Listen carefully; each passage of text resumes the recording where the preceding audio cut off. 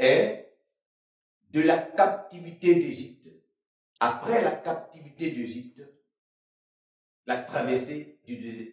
Après la captivité d'Égypte, la traversée du désert avant Canaan. Alléluia. Après la captivité d'Égypte, la traversée du désert avant Canaan. Alléluia. Après la captivité d'Égypte, la captivité d'Égypte, la traversée du désert avant Canaan. Alors, nous avons trois lieux ici, n'est-ce pas? Trois étapes ici. Nous avons l'Égypte, le désert et Canaan. Rapidement, qu'est-ce qu'est l'Égypte? C'est vrai que dans la Bible nous parle de l'Égypte, la Bible nous parle de la captivité de l'Égypte, mais est-ce que nous savons réellement qu'est-ce qu'est l'Égypte? C'est vrai que, de façon très vague, nous savons que l'Égypte, n'est-ce pas, c'est le monde. L'Égypte fait référence au monde. Alléluia. Oui, l'Égypte fait référence au monde. L'Égypte fait référence à ce monde. L'Égypte de la Bible, n'est-ce pas, fait référence à ce monde. Le monde dans lequel nous sommes. Alléluia. L'Égypte, le désert et Canaan, dans la Bible de l'Ancien Testament, n'est-ce pas, étaient des signes prophétiques. Les signes prophétiques veulent dire que ce sont des choses hier dans l'Ancien Testament qui devraient s'accomplir plus tard. Et nous sommes dans l'accomplissement de l'Égypte, pays de la captivité, du désert et Canaan. L'Égypte, n'est-ce pas, c'est le monde. En réalité, le désert, c'est l'Église. Ok? Et Canaan, c'est le royaume de Dieu. Alléluia.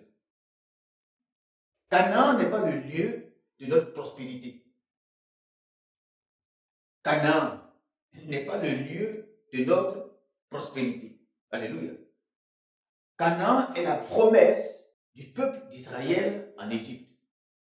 Dieu ne nous a pas promis Canaan. Nous les chrétiens, Dieu ne nous a pas promis Canaan. Alléluia. Dieu nous a promis certes un lieu, mais ce n'est pas Canaan que Dieu nous a promis. Ce que Dieu nous a promis, le lieu que Dieu nous a promis, c'est le royaume de Dieu. Alléluia. Les parallèles que nous pouvons trouver entre, n'est-ce pas, le peuple d'Israël en captivité en Égypte, sa délivrance pour Canaan à travers la mer Rouge, sinon le peuple d'Israël en captivité en Égypte, la traversée du désert et Canaan, ces trois étapes, n'est-ce pas, sont aujourd'hui le monde dans lequel tous les chrétiens sont nés, parce que les chrétiens ne sont pas nés chrétiens, n'est-ce pas? Ils sont nés d'abord dans le monde. Il faut accepter d'abord le Seigneur Jésus avant de quitter le monde pour l'Église. Lorsque le peuple de Dieu a accepté le serviteur de Dieu, sinon la parole du serviteur de Dieu, Moïse, c'est lui qui va les conduire de l'autre côté de la mer Rouge. C'est lui qui va conduire, n'est-ce pas, le peuple de Dieu de l'autre côté de la mer Rouge. Et donc, de l'autre côté de la mer Rouge, c'est-à-dire le désert. Alléluia. Et dans le désert, ils vont rencontrer maintenant Dieu. Notons qu'ils n'ont pas rencontré Dieu, n'est-ce pas, en Égypte, ils ont plutôt rencontré Dieu dans le désert. Dieu envoie son serviteur Moïse en Égypte, mais le peuple ne voit pas Dieu en Égypte. Le peuple voit plutôt rencontrer Dieu, fait sa rencontre avec Dieu, n'est-ce pas, dans l'église, c'est-à-dire dans le désert. Le parallèle du désert, c'est l'église. Alléluia. Ensuite, Canaan, c'est la promesse que Dieu fait au peuple d'Israël. Notons que, alors le peuple de Dieu, le peuple d'Israël en Égypte, fait référence à l'église, n'est-ce pas, aujourd'hui, dans le monde, selon que le Seigneur Jésus dit, vous êtes dans le monde, mais vous n'êtes pas du monde. Alléluia. Dans le monde également, nous retrouvons Pharaon. Qui est Pharaon? Pharaon est l'image de l'Antichrist. Dans le monde également, en Égypte, nous retrouvons le peuple de Dieu en esclavage. Lorsque vous comprenez les éléments prophétiques, cela sous-entend, cela veut dire que dans le monde, il y a un esclavage. Dans le monde, il y a un antichrist. Un antichrist qui soumet les gens en esclavage. Alléluia. Dans d'autres prédications, nous avons parlé de ça avec détail, n'est-ce pas, pour montrer comment est-ce que le peuple de Dieu est en esclavage, ou comment est-ce que les hommes sont en esclavage, n'est-ce pas, dans le monde. Alors, lorsque Moïse vient, son but, c'est de délivrer le peuple de Dieu, le peuple qui a fait alliance avec Dieu, de l'esclavage. Alléluia. Cela sous-entend que tous les autres peuples sont en esclavage, vivent dans un esclavage, à part le peuple de Dieu que Moïse, qui est l'image également prophétique du Seigneur Jésus. Nous disons que Moïse, c'est l'image de Jésus qui vient dans le monde afin de sortir, n'est-ce pas, ceux qui croient en lui de la captivité. Par conséquent, lorsque Moïse sort le peuple de Dieu, n'est-ce pas, avec le ramassis du monde de la captivité, il sort de la puissance là où le représentant de Satan domine.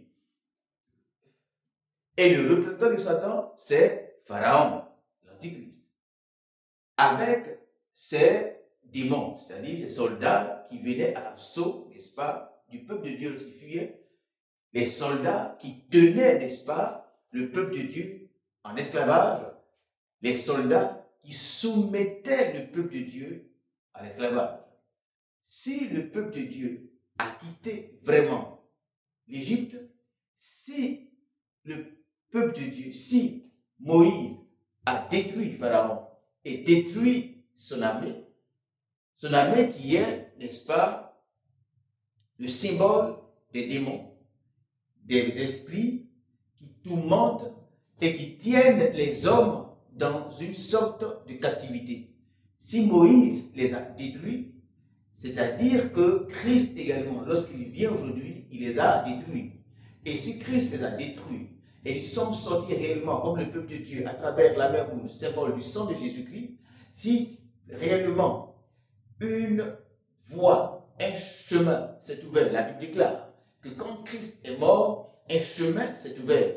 Le symbole du chemin qui est ouvert, c'est, n'est-ce pas, le voile qui va se déchirer, le voile du temple qui va se déchirer. Alléluia. Et la Bible déclare que désormais, maintenant, vous avez une libre entrée dans la présence de Dieu. Car avant, nous n'avions pas cette libre entrée. Alléluia. Le voile, n'est-ce pas, est le symbole de l'obstacle, de la barrière, de l'enveloppe spirituelle, n'est-ce pas, du mur spirituel que les anges avaient mis. La Bible déclare, lorsque Adam a péché, lorsque le premier homme a péché, le premier homme avait l'humanité dans ses seins. Et lorsqu'il a péché avec l'humanité. C'est pourquoi nous disons que Christ vient sauver l'homme du péché, le péché adamique. C'est le péché adamique qui fait que lorsque nous naissons, nous sommes attirés par le mal. Et bien entendu, et bien souvent nous entendons des gens dire, des musulmans et autres qui rigolent et disent que Jésus-Christ est venu nous sauver en réalité de quoi? Jésus-Christ est venu nous sauver en réalité de ton péché, de ce qui fait que tu mens, de ce qui fait que tu voles, de ce qui fait que tu es mauvais, ton cœur est mauvais. Toi-même tu sais que ton cœur est mauvais, toi-même tu sais que tu es méchant, toi-même tu sais que ton esprit aime les mauvaises choses. Tu sais que ton esprit, ta force intérieure en toi, ne te pousse pas à faire des bonnes choses. Tu sais que quand tu étais petit, tu n'as pas commencé à être gentil. Quand tu étais petit, tu as commencé à être méchant, tu as commencé à être mauvais, parce que la chair te domine.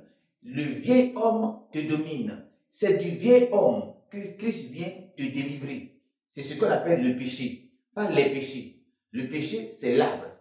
Le péché, quand tu vois dans la Bible parle du péché singulier, le péché, c'est l'arbre. Les péchés, ce sont les fruits. Un manguier, le manguier, c'est l'arbre, le péché qui produit les fruits. Donc, pour les fruits, c'est le mensonge, ton impudicité, ton adultère. C'est-à-dire quand tu regardes la femme des autres, tu veux aller avec elle, tu veux aller sur le fétiche, tu fais mal à l'autre. Quand ton frère réussit, ton cœur te fait mal là. C'est ça que tu dois délivrer de ça. Lorsque vous demandez, il est venu sauver de quoi? Il est venu sauver de ta méchanceté, de ton orgueil. Ce qui fait que tu rampes la nuit sur les servantes. Ce qui fait que tu es capable même d'aller couper la tête de ta maman, raser ta maman, coucher avec ta maman, aller faire des sacrifices ignobles. C'est de ça que Christ est venu te délivrer. Ce qui est en toi, qui t'amène à faire le péché là, ce qui est en toi, qui t'amène à regarder les films pornographiques là, ce qui est en toi, qui t'amène à faire les mauvaises choses là, ton cœur noir, la haine de ton cœur là, c'est de ça que Jésus va te sauver. C'est de ça. Toi, tu ne sais pas ça. Toi, tu es trop gentil. C'est-à-dire que toi, quand tu regardes, tu es trop gentil. Tu n'as pas besoin de délivrance. Il ne s'agit pas seulement des démons, mais tu es rempli, non seulement tu es rempli de démons. Alléluia. Il y a des démons qui t'encouragent, qui te poussent. Mais toi-même, ta chair là, ta chair te pousse à faire des mauvaises choses. Ton cœur est noir, tu es méchant. C'est de ça là. Jésus est venu te sauver. Ceux qui pensent que toi tu es trop bon, alors tu n'as pas besoin de secours. Alléluia. Même il y a des gens, ils sont loin de Jésus et eux-mêmes s'asseyent. Ils sont au moins sages. Ils s'asseyent et ils voient, ils réalisent que leur cœur est mauvais.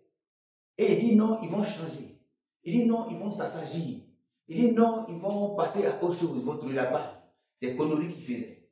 C'est ça que Christ est venu te sauver. Est venu te sauver. Voilà.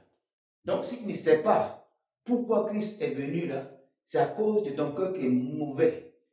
Toi, surtout quand tu es noir, et puis la haine est dans ton cœur, et puis ton camarade, il paye une voiture, toi, tu es jaloux. Ton camarade, il construit une maison, c'est toi qui es jaloux, c'est-à-dire que tu ne le connais pas. C'est-à-dire qu'il s'habille bien, et puis il marche devant toi, en même temps, tu es jaloux là. C'est de ça que tu veux te sauver.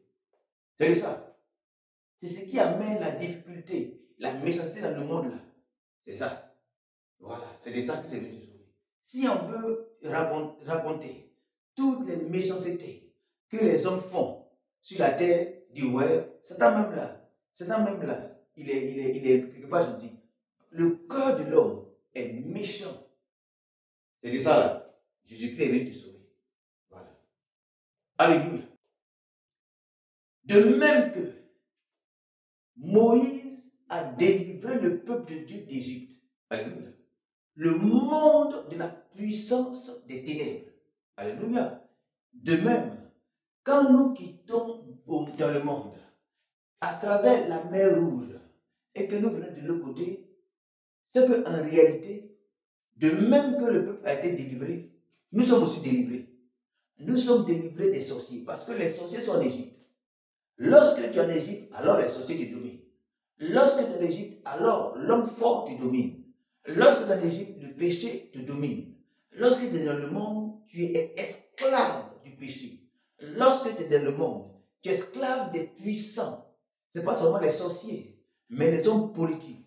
Parce que l'Antichrist, il a un pouvoir spirituel, mais il a également un pouvoir politique.